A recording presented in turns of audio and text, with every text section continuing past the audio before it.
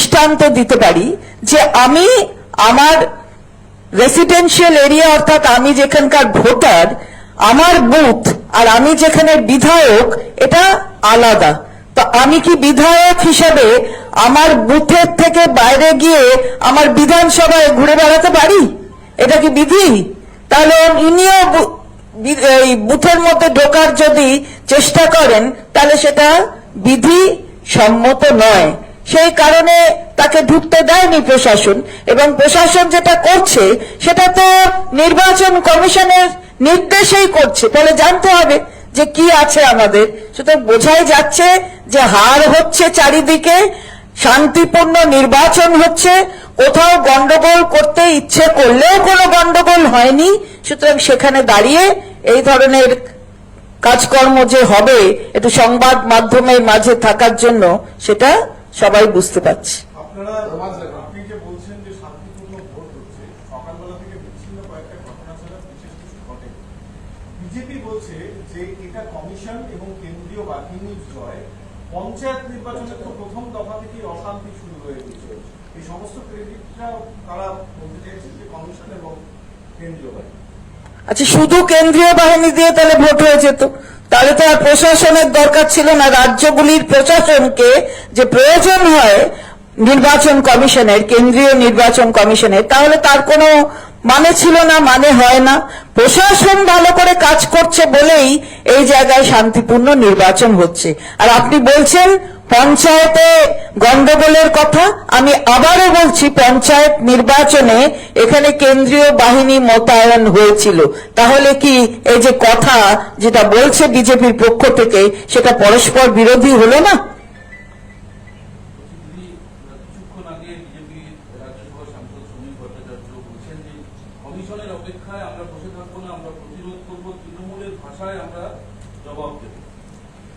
শ্রমিক বাবু কি এটা কি বলছেন জানি না, তৃণমূলের ভাষা শান্তির ভাষা। এবার শ্রমিক বাবু কি বলছেন জানি না। আর শ্রমিক বাবু একটু নিজের দলের বাকিগুলো দেখুন না। আমরা দেখেছি যে আলিপুরদুয়ারে মনোজ টিগ্গা প্রার্থী, বিজেপির প্রার্থী, তিনি নিজেই তার জায়গায় 4টি বুথে বুথ এজেন্ট দিতে পারেন। আমরা দেখিয়ে দেবো, আপনাদের পরে পাঠিয়ে দেবো। বুথে এজেন্ট থাকুক, এসব কথা আমাদের ভাষা হচ্ছে বুথে এজেন্ট থাকবে, আমাদের এজেন্ট আছে, তাই এসব ভাষা বলে লাভ হবে না। শ্রমিক বাবু বরঞ্চ দলকে আরো কিভাবে সংগঠিত করবেন, আরো কিভাবে সংগঠিত করবেন এসব নিয়ে বরঞ্চ চিন্তা করুন। এখন আবার রাজ্যসভার দায়িত্বে আছেন, সুতরাং সেই ভাবনাটা ভাবুন।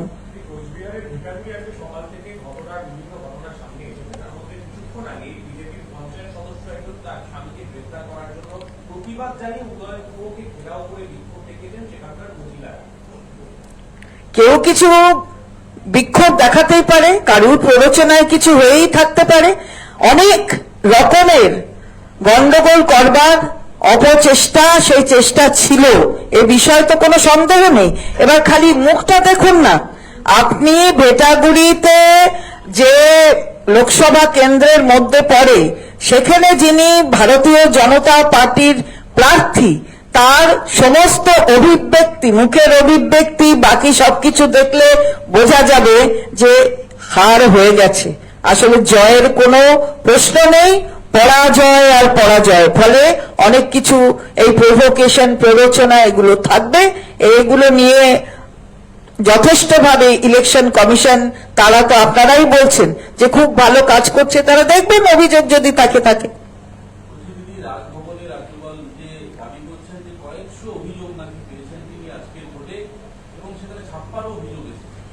আমি জানি না, রাজ্যপাল, মাননীয় রাজ্যপালকে সমস্ত সম্মান জানিয়ে বলছি, নির্বাচন কমিশন তো বন্ধ করে দিয়েছে যাওয়া, তাই ওটা তো ওনারও বোঝা উচিত। উনি কেরলের ভোটার হলে কেরলে একবার ঘুরে আসতেই পারেন, সেটায় কোনো প্রশ্ন আসে না। কিন্তু এখানে উনি ঘুরবেন ফিরবেন বলেছিলেন, সেটা আটকানো। কারণ যখন রাজ্যপাল তখন রাজ্যপাল, তার জন্য আলাদা কোনো নিয়ম কানুন হয় না নির্বাচনের ক্ষেত্রে। আমার দেশটা কি দেশ, আমার দেশটা প্রজাতান্ত্রিক ভারতবর্ষ, আমরা সবাই রাজা, আমাদের এই রাজার রাজত্বে। ফলে এখানে এসব করা যায় না। আর ওই যে কি পিস রুম না কি করেছেন, করে সেখানে নাকি শান্তির বার্তা, ওটা না পিস হ্যাভেন হয়ে যায়। এটাই আমাদের বক্তব্য। আসলে যে অভিযোগগুলো আসছে সেটা পিস অ্যাভেনে পরিণত হচ্ছে আর কি। পিস রুমের এখানে দরকার নেই, কারণ আমাদের যারা রয়েছেন প্রশাসনে তারা শান্তিপূর্ণ নির্বাচন কি করে করতে হয় সেটা দেখিয়ে দিয়েছেন, এবং নির্বাচন কমিশন নিশ্চিতভাবে দেখেছেন যে আমাদের এই রাজ্যের প্রশাসন সমস্ত রকমের সহযোগিতা করে তারাই তো সামনে থেকে কাজটা করছেন, এটা তো মানুষ দেখছে। সুতরাং এটা বলে লাভ নেই। বলছি, আজকে প্রথম দফা নির্বাচন মুর্শিদাবাদের কোচবিহারে দেখা গেল মুখ্যমন্ত্রী মমতা বন্দ্যোপাধ্যায় তিনি আদিবাসী নৃত্যের তালে তালে পা মেলালেন। তাই দেখে দুই শীর্ষ মহিলা নেত্রী তারাও লেডি ওয়ার্কারে তারাও সেই সঙ্গে পা মেলালেন।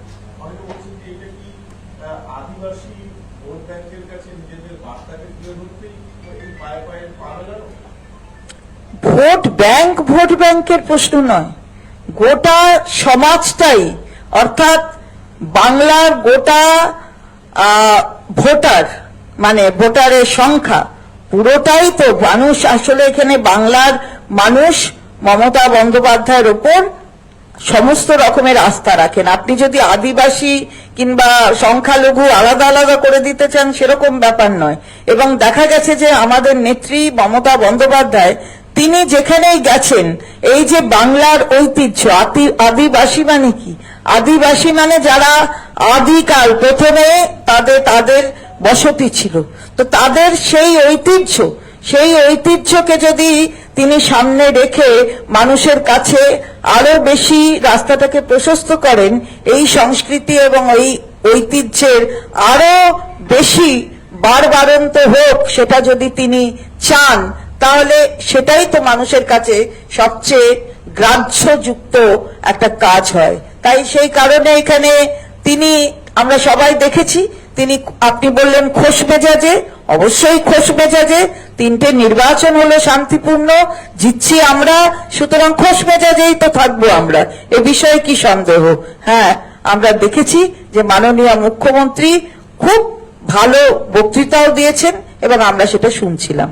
দিদি, একটা কথা হচ্ছে 2019 সালে বিজেপি আমরা দেখেছি আজকে যে কেন্দ্রীয় ভোট হলো সেখানে তারা জয় হয়েছে। 2021 সালে আপনারা অনেকটা রিভাইভ করলেও সেখানে বিজেপির কিন্তু একটা হাওয়া ছিল। পঞ্চায়েত নির্বাচনেও তৃণমূল কংগ্রেস ভালো ফল করেছে, কিন্তু ওখানেও বিজেপির পকেটে তাদের অস্তিত্ব ছিল।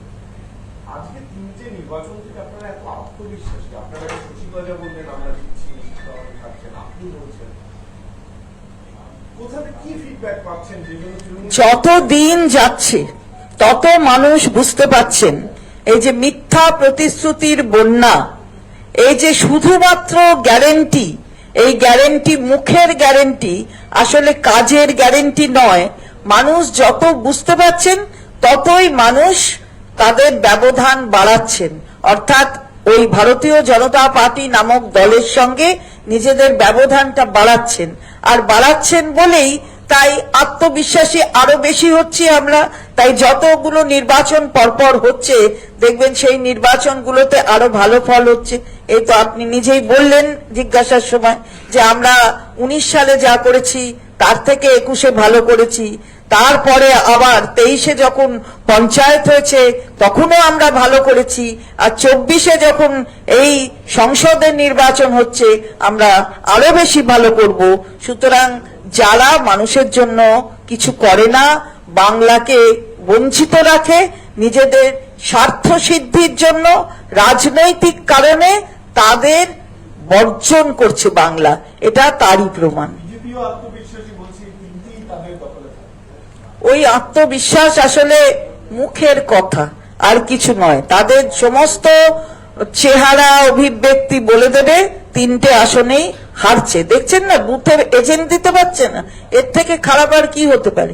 বুথে এজেন্ট নেই, আলিপুর দুয়ারের বুথে এজেন্ট নেই, তাহলে সেই এজেন্ট না থাকলে বোঝা যায় যে সংগঠনের অবস্থা কোথায়। আর সংগঠনের অবস্থা এরকম থাকলে মানুষের কাছ অব্দি যে পৌঁছতে পারা যায় না সেটা বোঝাবার আর দরকার হয় না। আর যারা বঞ্চিত করেছে মানুষকে, বাংলার মানুষকে, সেই বাংলার মানুষ বঞ্চনার জবাব দেবে। তাই তো আজকে জনগণের গর্জন, বাংলা বিরোধীদের বিসর্জন।